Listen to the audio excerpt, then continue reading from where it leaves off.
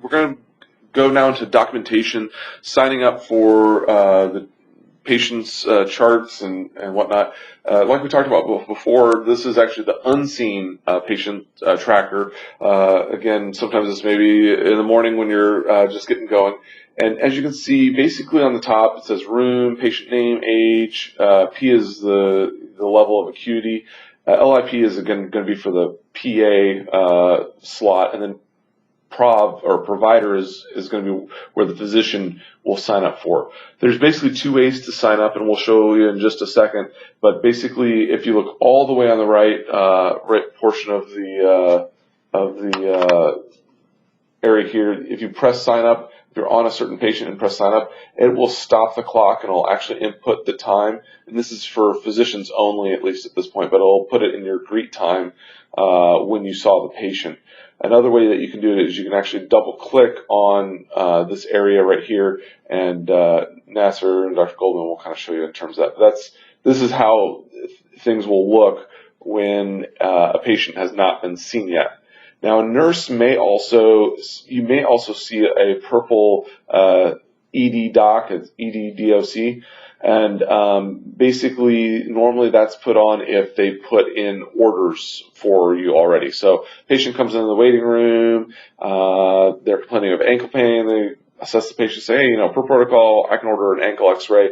They may just put it, but they don't know if it's going to be Dr. Goldman or Dr. Brokish who's going to see it, so they just put ED doc underneath there. So again, just basically anything in purple, blank or ED doc needs to be seen by a provider at that point. So in the All Patients Tracker, if we have a patient that has not been seen yet, then clicking on the sign up button, like I said, will assign the physician on there automatically, and we'll stop the clock right away.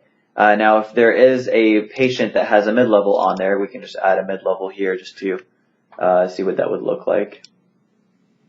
So if this patient had a mid-level on there and the mid-level had opened a chart and put in their own greet time and stopped the clock on their own, and then sometime later the physician is being assigned or signing themselves up for this patient, clicking on this sign up button will replace the greet time that the mid-level had put in with the greet time now. So if you're a physician that's seeing a patient alone and signing up for the time or signing up at the time that you want the greet time to be, then the sign up button is a good way to do it. Otherwise, you can have the mid-level, or you can double click on the name over here and just add in your name manually to avoid replacing the greet time. So for the most part, people have just been adding their names into this area rather than the sign up, and then putting in the greet time or letting others, their scribes or the mid-levels, put in the greet time so it doesn't get replaced by the sign up button. Absolutely. Yeah, just to stress that if Justin sees a patient within 5 minutes, but then 30 minutes later you hit the sign up button, now it's 35 minutes is the door to greet time, and it just kind of messes up with the numbers.